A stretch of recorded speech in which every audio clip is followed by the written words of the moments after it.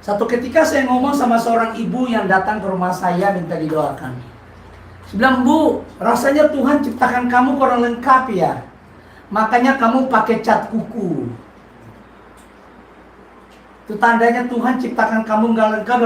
Tuhan, karena kamu ciptakan saya nggak lengkap, makanya ku kasih kuku merah di bagian kaki sama di tangan.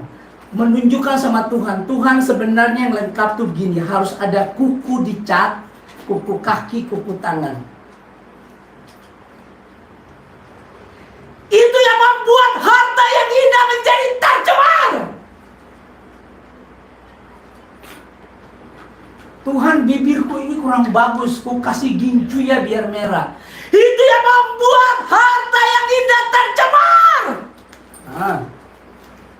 Tuhan, aku waktu lahir kan gak ada anting-anting. Supaya kelihatan kayak budak belian, ku pasang anting-anting.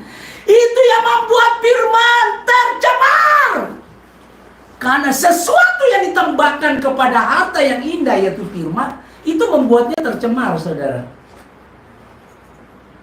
Sesuatu yang mulia yang sudah sempurna, lalu manusia menambahkan dengan atribut menurut dunia ini. Karena dia lihat di iklan, dia lihat di papan reklame.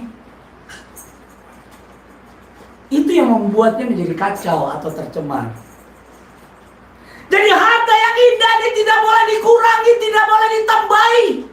Anda harus pelihara, pegang apa adanya, karena itulah hidupku, itulah hidupmu, itulah masa depanmu. Paulus bilang sama Timotius, percayakanlah kepada orang-orang yang dapat dipercaya. Engkau telah melihat penderianku, gaya hidupku. Engkau telah menerima dan melihat selama ini kebenaran yang dinyatakan. Tinggal tetap di dalamnya dan pelihara itu, berpegang.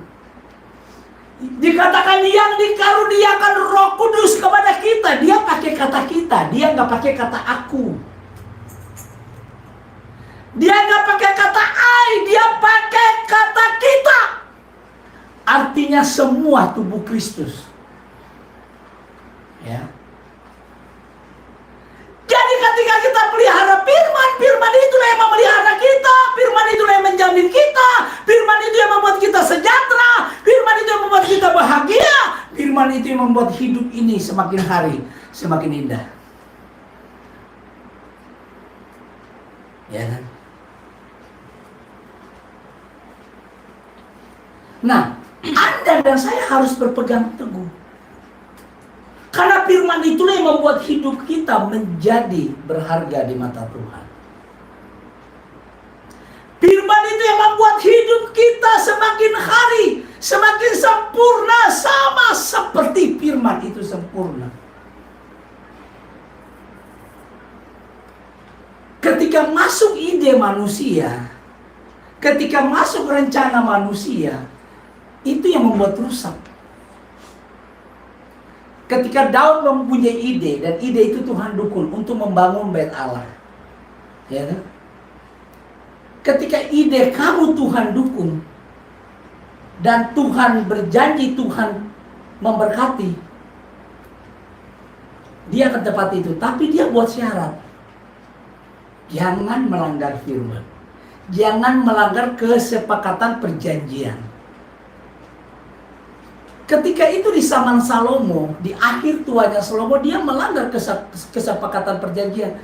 Tuhan membuat rumah, tempat ibadah yang dia bangun, menjadi tempat yang terhina, saudara. Sampai setiap orang lewat mereka, ini gara-gara mereka meninggalkan Tuhan Allah mereka. Ini gara-gara mereka tidak menghargai firman. Dan sampai hari ini belum berdiri tegak. Sampai hari ini.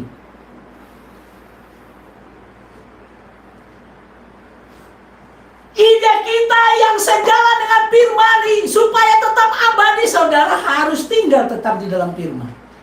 Makanya jangan menambahkan sesuatu yang bukan firman. Nanti membuat semua tatanan itu jadi rusak. Sedikit saja kamu tambahkan, itu rusak.